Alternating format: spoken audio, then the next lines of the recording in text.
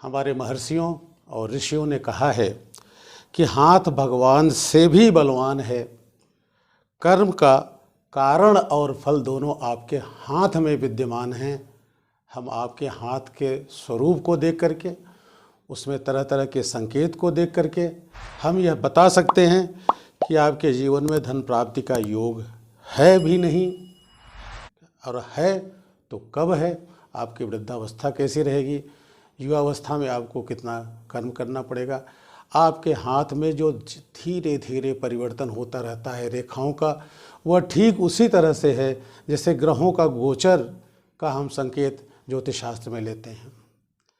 सूत्र है अयम ते हस्तौ भगवान अयम ते बलवत्तर, यानी हाथ से ही आप सब कुछ जान सकते हैं कि आपको जीवन में वैभव कैसे मिलेगा, कब मिलेगा, कितना मिलेगा और किस किस समय मिलेगा। इसको जानने के लिए आप पहली बार अगर हमारा वीडियो देख रहे हैं तो हमको सब्सक्राइब करें। हम बार बार आपके साथ बहुत से ऐसे तथ्य लेकर आते रहेंगे और अपने मित्रों से को भी शेयर करें, जिससे हमारे इस प्रयत्न का, इस श्रम का लाभ सबको मिल सके। अब बात आती है, क्या हाथ या हस्तरेखा ऐसे ही मजाक है? अगर हम अपने ऋषि मुनियों के ग्रंथों का अध्ययन करें तो एक बहुत लंबी लिस्ट मिलती है। जैसे बृहद सामुद्रिक शास्त्र, इसे सामुद्रिक शास्त्र कहा गया है, बृहद जातक, बृहद पराशर होरा शास्त्र, गर्ग संहिता, नारद संहिता, यहाँ तक कि महाभारत, वाल्मीकि रामायण, मनुस्मृति, याज्ञवल्क्य स्मृति, पराशर स्मृति जैसे ग्रंथों के आधार पर हस्त संजीवनी, जातक परिजात और रेखा विमर्शनी जैसे ग्रंथों का प्रणयन किया गया है, जिसका लाभ यहाँ तक के विदेशियों ने भी उठाया। और आपने कीरो का तो नाम सुना ही होगा। कीरो ने अपनी आत्मकथा में लिखा है कि मैंने ज्योतिष के इस विधा का यानी हस्तरेखा का ज्ञान प्रयाग और काशी के पंडितों के सानिध्य में पाया है, और उन्होंने थोड़ा सा अपने अनुभव के आधार पर हमारी जो हस्तरेखा का विज्ञान था, सूत्र था, उसमें परिवर्तन किया, क्योंकि भौगोलिक आधार पर और अलग अलग देशों की परंपरा के आधार पर कुछ रेखाएं अलग अलग कहने लग जाती हैं। आज का हमारा प्रतिपाद्य विषय है कि जीवन में धन प्राप्ति के संकेत हाथों के द्वारा। अब बात आती है कि क्या विरासत से संपत्ति मिलेगी? इसको जानने के लिए हम ये देखते हैं कि अगर आपकी मध्यमा अंगुली के प्रथम पोर पर चक्र है, चक्र या तो स्पाइरल होता है या शुद्ध वृत्ताकार होता है, अगर वह एक चक्र है और चक्र किस तरह का है, उसके आधार पर आप निर्णय ले सकते हैं कि आपको विरासत से संपत्ति प्राप्त होगी जीवन में।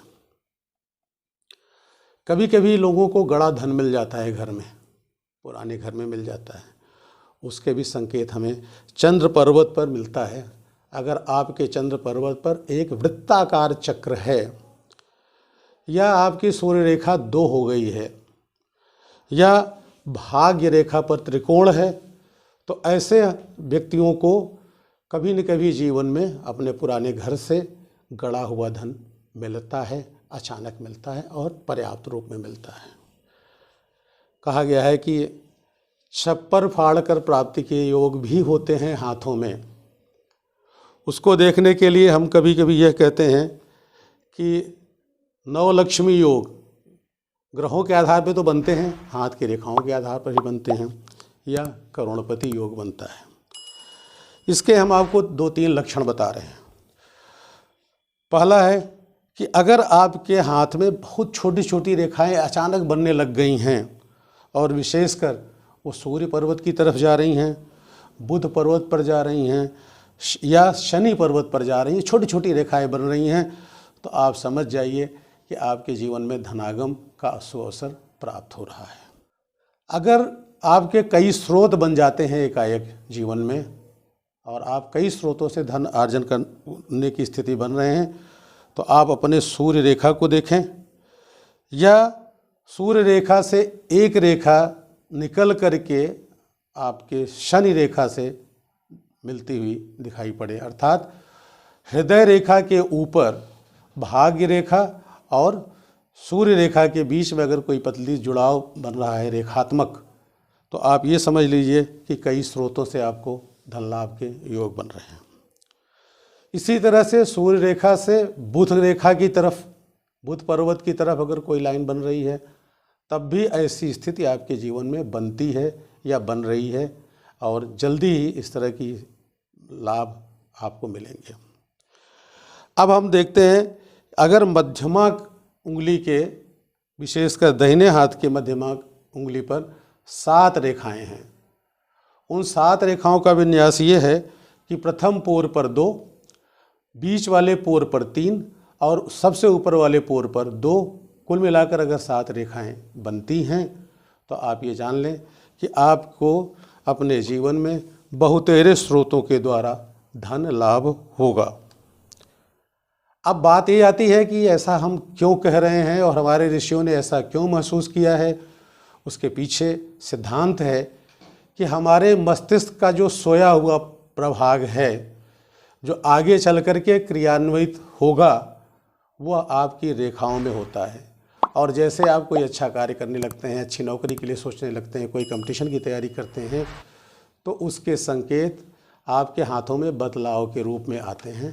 रेखाओं के भी बदलाव जो मैंने अभी बताए हैं उस तरह के या अलग तरह के भी बनते हैं, वो आपके हाथों में परिलक्षित होते हैं। यहाँ तक कि अगर आप विद्या अध्ययन में लग गए हैं तो आपका बृहस्पति पर्वत बली होने लगता है।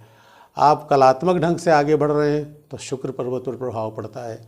आपकी प्रतिष्ठा बढ़ रही है तो सूर्य पर्वत पर, यहाँ तक कि स्वास्थ्य में कोई परिवर्तन हो रहा है तो बुध पर्वत पर परिवर्तन दिखते हैं, और वो उससे हम आपके हाथों का सूक्ष्म निरीक्षण करके इससे पता लगा सकते हैं। अब बात आती है कि क्या वृद्धावस्था हमारी बढ़िया कटेगी, यह प्रश्न ज़्यादातर जातक पूछते हैं। उसके लिए आपको मैंने पहले बताया था कि हृदय रेखा जो बनी हुई अर्धचंद्राकार, उसके ऊपर अगर गाढ़ी सी सूर्य रेखा है तो आपकी वृद्धावस्था अच्छी चलेगी। यह ये पूरा संकेतात्मक ढंग है। अगर आपका दाहिना हाथ का पहला पोर बहुत अच्छी तरह से विकसित है तो आपके जीवन में धन से आपको पूरी तरह से संतुष्टि मिलेगी। बुध और हृदय रेखा के बीच में अगर जुड़ाव है और हृदय रेखा पर एक कोई हनी टाइप का डाट है, मधु की तरह डाट हो, तो भी आपकी वृद्धावस्था बहुत सफल होगी। आप अपने जीवन से धन के रूप में, धन प्राप्ति के आधार पर संतुष्टि प्राप्त करेंगे। अब मैं इसके अलावा संपत्ति प्राप्ति की कुछ रेखाओं का जल्दी से आपके सामने विवरण देना चाहता हूँ। मैं पुनः आता हूँ विरासत पर। अभी तो हमने रेखाओं से, पर्वतों से विरासत की बात की। अब हम कुछ दूसरे संकेत जो हमारे मणिबंध पर मिलते हैं, उससे चंद्र पर्वत पर, अंगूठे पर मिलते हैं, उसके आधार पर बताना चाहूँगा। अगर प्रथम मणिबंध पर तारा जैसा बना हुआ हो, स्टार बना हो, या उस पर त्रिकोण बना हो, तो आप ये सोचें कि आपकी विरासत अच्छी है, बपौती अच्छी है, आपके पूर्वजों से आपको धन मिल रहा है। चंद्र पर्वत पर कोई तारा आ जाए, वो भी चंद्र पर्वत के निचले हिस्से में जो मणिबंध के ऊपर होता हुआ है, तो भी आपको ऐसी स्थिति आपके जीवन में आती है। अगर अंगूठे पर कोई बहुत गोला सा लूप बन जाए पोर पर, तभी भी यही स्थिति बनती है। और बुध से इंटेलेक्चुअल लाइन हमारा जो जीवन रेखा जहाँ ख़त्म होती है जुड़ती हुई, उसके ऊपर जो बुध बृहस्पति की तरफ जो रेखा जाती है उसको इंटेलेक्ट रेखा कहते हैं, इंटेलेक्चुअल रेखा कहते हैं। वो बुध और उसको दोनों जोड़ती, यानी बुध और बृहस्पति पर्वत को जोड़ती हुई कोई रेखा बन रही है, तो भी आप विरासत से धन प्राप्त करते हैं। सूर्य रेखा अगर लंबी हो जाए, वो बृहस्पति या शनि की तरफ जुड़ जाए, यानी सूर्य रेखा तो सीधे आती है हमारे मणिबंध की तरफ, लेकिन अगर वो मुड़ करके शनि यानी भाग्य रेखा और उससे भी आगे बढ़ करके बृहस्पति की रेखा की तरफ अगर बढ़ती हुई दृष्टिगत होती है, तो भी आपके पास विरासत के संपत्ति मिलते हैं। इसके अलावा कुछ अन्य अंगूठों में भी इसके संकेत मिलते हैं अन्य रेखाओं के द्वारा। जैसे अंगूठे से अगर 2 रेखा आपके जीवन रेखा की तरफ बढ़ती हुई आए, तो भी आपको संपत्ति मिलने के योग होते हैं आपके जीवन में।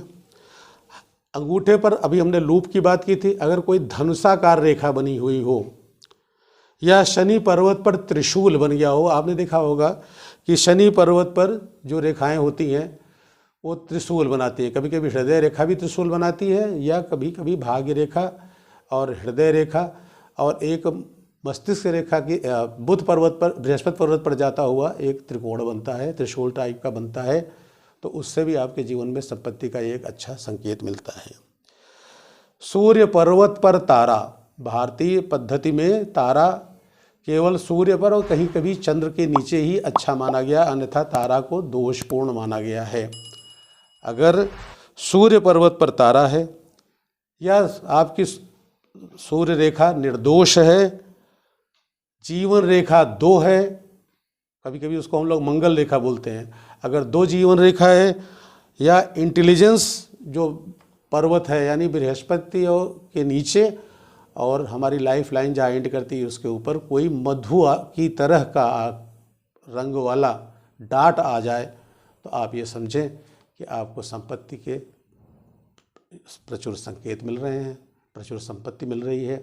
भगवान करे कि आपके हाथ में जितनी रेखाएं मैंने बताई हैं वो आपके पास हो और आप समृद्धशाली बने।